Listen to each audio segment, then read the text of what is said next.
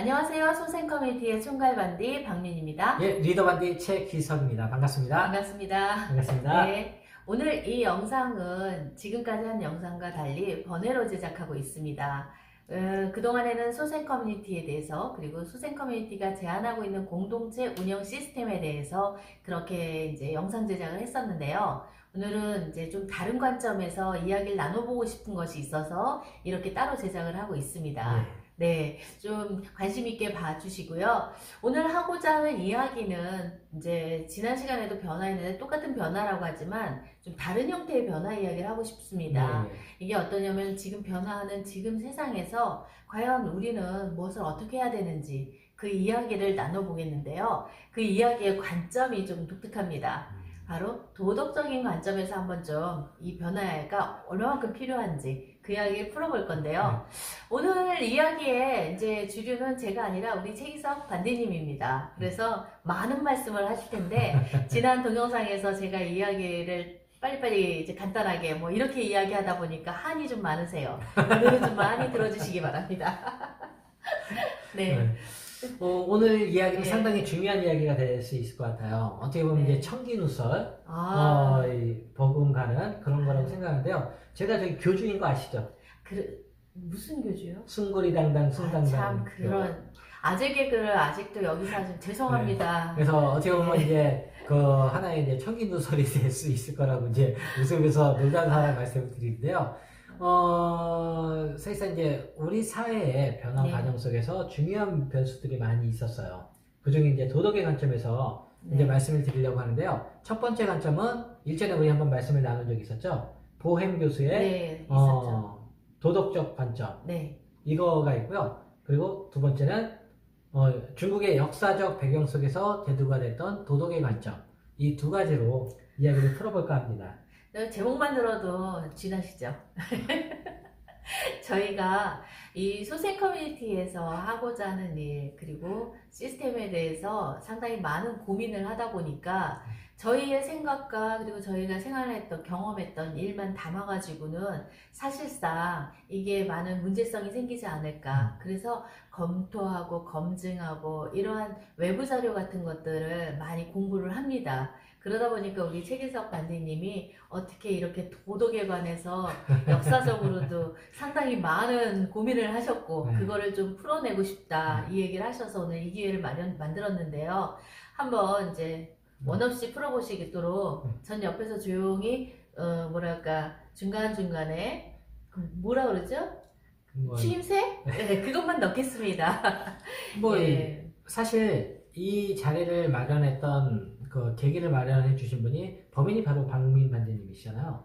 저한테 있잖아요, 이제 도덕에 관한 관점에 대해서 보행 교수의 그 자료를 저한테 토스해 주셨잖아요. 그러니까 이렇게 말씀하시고 발을 빼시면 안 되시죠. 죄송합니다.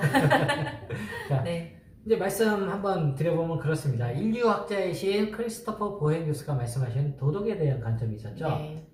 그 관점을 어떻게 보면 협력과 평등이라는 관점에서 그때 당시 이제 협동과 협력이라고 이제 협동과 평등으로 풀어가셨지만은 이 내용을 살펴보면 그렇습니다. 25만 년 전쯤 우리는 공동체 생활을 했잖아요.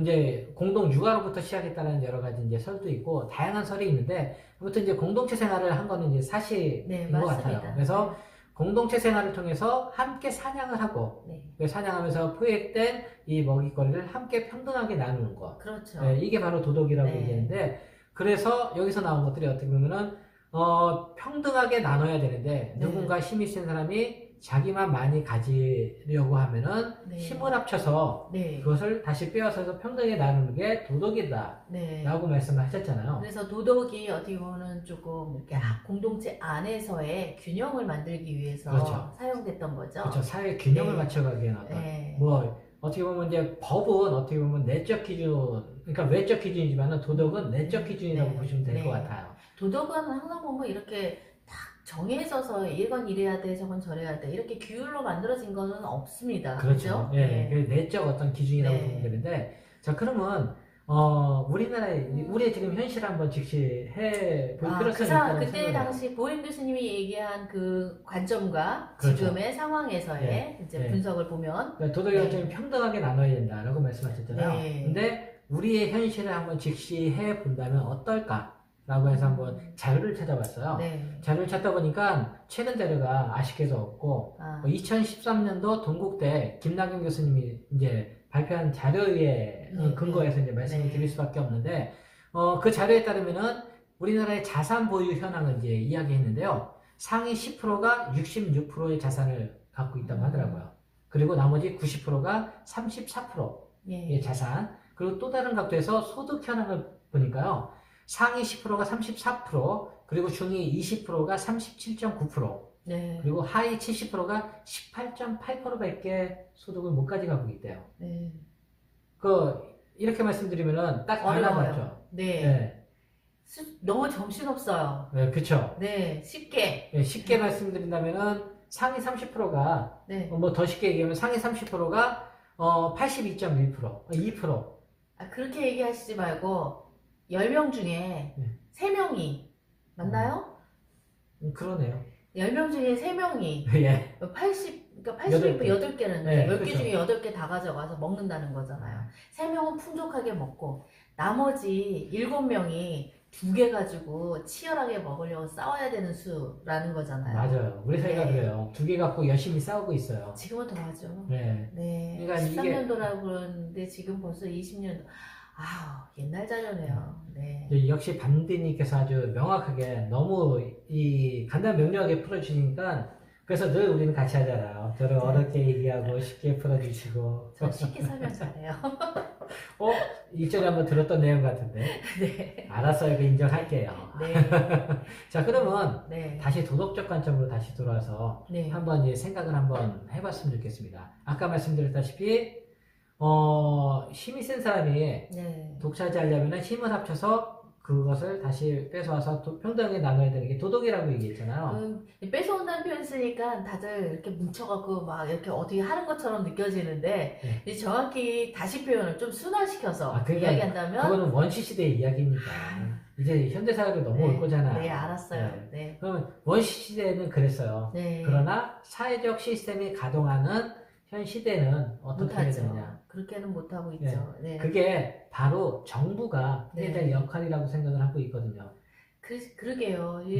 저기 보행 교수님의 말에 의하면 도덕성이 좀 가진 자들, 그 부유층에서 부유층이라고만 하기엔 좀 그렇고요. 기득권이라고 해야 되는 게 맞을 것 같습니다. 기득권에서 도덕의 개념을 가지고 있다라면 지금 사회 이 정도는 아닐 텐데요. 그 이야기를 하다 보니까 저 실험 하나가 생각나요. 어떤 실험이요? 쿠키몬스터 실험이라고 있어요. 한번 들어보죠. 네. 캘리포니아 버클리대 교수님인데요. 대처 켈트너 교수님이 실험을 했습니다. 그게 이제 권력에 대한 실험인데요. 4명의 한 팀으로 해가지고 이 4명 중에 한 사람을 조장을 뽑아요. 근데 이 조장이 능력이 있으면 얼마나 좋겠어요. 근데 그런 게 아니라 완전히 운빨로. 네. 그게 제비뽑기로 조장을 뽑는 겁니다. 네. 그렇게 되면 능력하고는 아무 상관이 없어요. 그렇죠. 네. 그런데 이 조장한테 권력을 부여해요. 이게 이제 하나의 과제를 주었을 때 이 과제를 수행하는 동안에 잘하는 그 구성원에게 점수를 주게 돼요. 그러면 이 점수가 어느 정도 됐을 때는 이게 현금으로 받을 수 있는 거예요. 쉽게 말하면 돈을 줄 수 있는 권력이잖아요. 그런데 단순히 그 제비뽑기의 운으로 인해서 뽑힌 사람에도 불구하고 그 권력을 행사하는 거는 상상 이상이라는 거죠. 그래요? 예, 그게 이제 어떤 측면이냐면 이 과제를 수행하고 있는데 한 30분쯤 뒤에 이 교수가 접시 하나에 쿠키 5개를 담고 딱 갖다 줍니다. 그럼 딱 조원이 4명이라고 그랬잖아요. 4명이 하나씩 먹어요. 그럼 1개가 남죠. 누가 먹을까? 저 주시죠. 그거를 조장이 먹을 확률이 2배나 높답니다. 조장이요? 네, 특별히 권력을 가져갈 이유도 없는데 그런데 그 능력하고 상관없이 그 조장이라는 타이틀 하나로 그 쿠키를 본인이 집어먹고요. 더 재미있는 것은 먹는 자세 또한 상당히 거만하답니다. 어떻게 이렇게 먹나요? 쩝쩝쩝쩝거리고 요란하게 먹는. 그러니까 함께한 임원들을 신경을 안 쓴다는 거예요. 배려를 하질 않는다는 거예요. 이렇듯이 이렇게 권력을 가지게 되면 도덕관념이 상당히 옅어진다는 게 이런 실험 결과로 나온다는 그런 결과인 건데요. 이거에 빗댔을 때 지금 사회, 권력을 가지고 있는 분들, 바로 기득권들, 그분들이 우리가 바라는 도덕 개념을 갖고 있다라면 우리 사회가 지금처럼 이렇게 양극화가 심하거나 좀 뭐랄까 암울한 사회가 되지는 않았을 거라고 보는데요.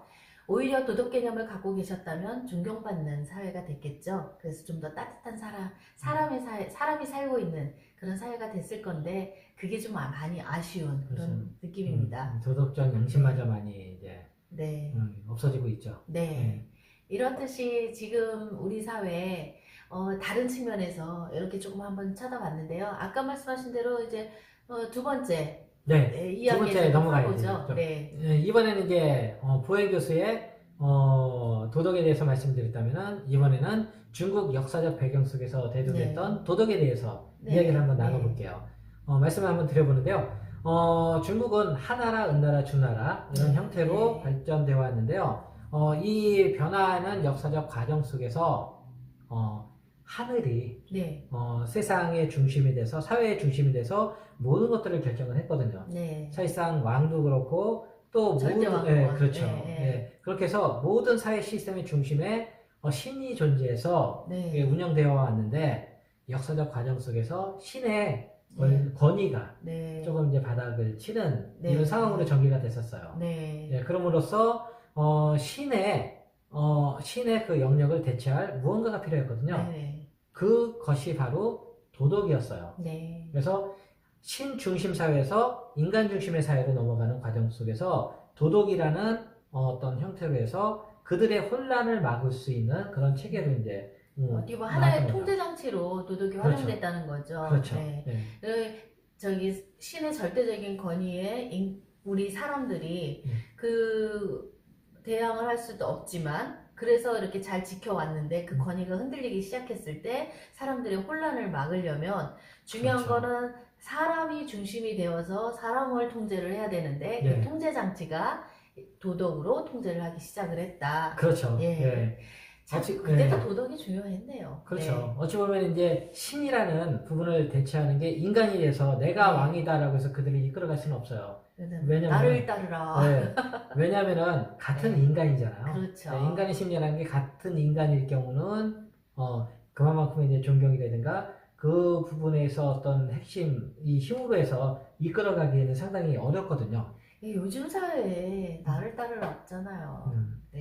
그래서 리더십 교육이 왜 나오는데요? 그렇죠. 사회가 이만큼 많이 바뀌었고, 그리고 그 당시에도 또한 마찬가지였다고 봅니다. 뭔가 이렇게 이끌고 갈 수 있는 중심이 필요한데, 거기에 도덕이 한 몫을 했다는 건데요. 그러면 여기서 또 다시 한번 우리 사회를 한번 직접 한번 해봤으면 좋겠어요. 우리 대한민국이 받아들인 게 바로 시장 자본주의였잖아요. 자, 그 시장 자본주의의 가장 이 원칙이 뭐예요? 경쟁이에요. 경쟁에서 이기지 못하면은 도태될 수밖에 없어요. 나의 삶이 없어지는 거예요. 마찬가지로 우리 아이들 또한 마찬가지거든요. 학교에서 나의 성적이 높지 않으면은 거기서 도태될 수밖에 없죠. 그러게요. 오히려 이렇게 경쟁에서 뒤처졌다라는 건 이거 나고자도 아니고 실패자도 아닌데 우리가 그 부분에 대해서 너무 뭐라 그래야 되나 뭐랄까 이기지 않으면 안 돼. 꼭 성공해야만 돼. 이렇게 배워왔고 그 치열한 경쟁 사회 속에서 성장을 해서 이렇게 살아온 세대가 바로 우리 세대 아닐까. 그 생각이 드네요. 그렇게 해서 솔직히 발전은 어마어마하게 했죠. 그래서 다시 한번 이제 그거를 되돌이켜 본다면은 물질적으로 뭐 경쟁사회를 살면서 상당하게 풍요로워졌어요. 부족함 없는 그런 사회를 살고 있죠. 정말 좋은데 문제는 뭐냐면은 상대적 빈곤감 이게 상당히 심화됐고요.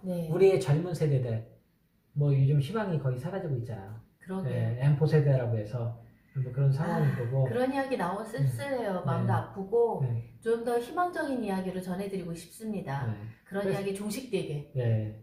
그래도 우리가 문제의식을 정확하게 해야지 발전성이 있거든요. 그래서 말씀을 계속 이어간다면은 자살률도 상당히 높아졌어요. 제 분량은 다 해야 될 거 아니에요. 알겠습니다. 맞네요. 네, 또 다른 각도에서 한번 말씀을 네. 드려볼게요. 네. 자, 우리는 그 전에 사실상 네. 공동체 사회에 있을 때는 상대방의 아픔이 나의 아픔이었거든요. 그래서 서로 협력해주고 배려해주고 그 사람들의 아픔을 배려해주는 이 공동체 네. 문화가 상당히 자리 잡았었는데 이 공동체 의식마저도 상실되고 있어요. 네. 네, 이 부분이 상당히 큰 문제다라고 생각을 하고 있어요. 예. 하셔요. 네. 제가 그 또 하면 부분에서- 안 될 것 네. 같아서. 자, 그러면 다시 이 부분에서 도덕적 관점을 다시 한번 들어와서 한번 네. 이야기 한번 해보면 그렇습니다. 중국 역사 속에 대두됐던 도덕. 네. 이거는 하늘을 대신할 인간으로서의 가야 될 길. 하늘 중심 사회에서 인간 중심의 사회로 변화되는 과정 속에서 그들의 혼란을 막기 위해서 도덕이라는 관점이 나왔잖아요. 네네. 그러면 우리 사회 또한 어떤가? 그쵸. 지금 그러니까 경쟁 사회에서 네. 앞으로는 이제 공동체의 협력 사회로 전환되고 네. 있잖아요. 완전히 반대되는 개념이죠. 그렇죠. 네. 그러면은 이 전환되는 이 사회 흐름 속에서 하나의 어떤 체계가 필요할 것 같아요. 그쵸. 네. 솔직히 많이 듣죠. 네. 협력해라, 공유해라, 나눠라. 이런 네. 얘기는 분명히 들었는데 말도 좋은 거 알아요. 네. 그렇게 되면은 좋은 사회 된다는 거. 네, 근데 근데 어떻게 중요한 건 어떻게 하라고, 어디서 그거죠. 무엇을. 네. 네. 저 또한 제가 소속된 이제 시에서 제가 살고 있는 저희 시에서 다양한 활동들을 하고 있어요. 네. 그 안에서 활동하다 보니까 많은 사람들의 생각을 듣고 있거든요. 자, 시는 민관 협치를 통해서 무언가 새로운 발전 모델을 만들어 가려고 많이 노력을 하고 있어요. 네. 그러나 정확하게 이 변화되는 과정 속에서 아까 말씀드렸다시피 경쟁사에서 협력사회로 가는 이 중간 지점에 무언가 하나의 시스템을 제공을 해서 그러니까 시민들의 혼란을 막을 수 있는 이런 체계가 네. 필요하다라고 생각을 하고 있거든요. 그게 바로 공동체 운영 시스템인 것이고요. 맞습니다. 네. 하고 싶은 이야기 결론 내셨네요. 오늘 왜요? 말씀하세요. 아니에요. 말씀하세요. 오늘은 제가 좀 양보할게요. 네. 이거는.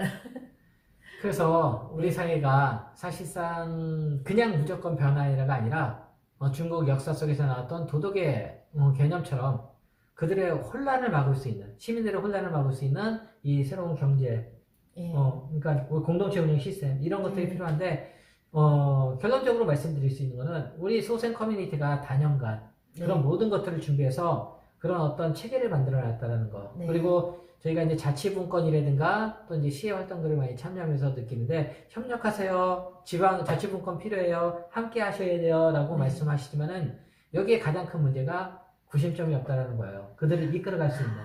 네, 구심점 이야기는 다음에 기회를 한 번 더 드려야 될 것 같습니다. 약간 좀 다른 이야기인데 여기서 그 이야기까지 하면요. 오늘 이거 안 끝나요. 그렇죠. 네. 이제 어느 정도 마무리를 해야 될 것 같아서 예, 이쯤에서 끊어야만 될 것 같습니다. 괜찮으시죠? 예. 네. 결론으로 말씀을 드리자면 이 도덕이 어떻게 보면 사회적으로 그리고 조율을 할 수 있는 하나의 방법으로 활용이 되어 왔었는데요. 이 측면에서 우리 사회에 정말 어느 순간부터 도덕이라는 게 좀 많이 사라져 있는 그런 느낌입니다. 그래서 이 도덕을 다시 살려봤으면 좋겠고요. 그리고 소생 커뮤니티가 하고자 하는 마음도 사실상 지금 현재 개인의 경쟁, 치열한 이 경쟁이 사라지고 공동체 안에서 정말 도덕적인 방법으로 저희가 제안하고 있는 공동체 운영 시스템에 의해서 원하는 사회가 되었으면 합니다. 지금 사회에 우리 후손에게 물려줘서는 안 되잖아요. 우리 그렇죠. 아이들에게 조금 더 꿈이 있고 희망이 있는 사회가 될 수 있는 그런 사회를 우리가 주어야죠. 그게 우리의 의무이자 책임이기도 한 것 같습니다. 그래서 오늘은 도덕적 측면에서의 우리의 변화, 그 변화에 대해서 이야기를 나누어 보았고요. 그 변화의 과정 속에 소생 커뮤니티, 저희 역할, 그래서 이렇게 방송을 촬영해서 소리내서 이야기하고 있는 겁니다. 많은 분들 공감해 주시고 동참해 주시면 감사하겠고요. 이런 이야기들 사실 많은 곳에 퍼뜨려서 많은 분들이 인지하시고 그래서 기회가 되었을 때 공동체가 형성이 되었을 때 많은 사람들이 참여를 해서 빨리 우리 지금 사회 바꿀 수 있었으면 하는 바람입니다. 네, 오늘 긴 시간 이런 색다른 번외 영상 봐주신 거 감사하고요. 다음에 또 찾아뵙도록 하겠습니다. 감사합니다. 네, 감사합니다.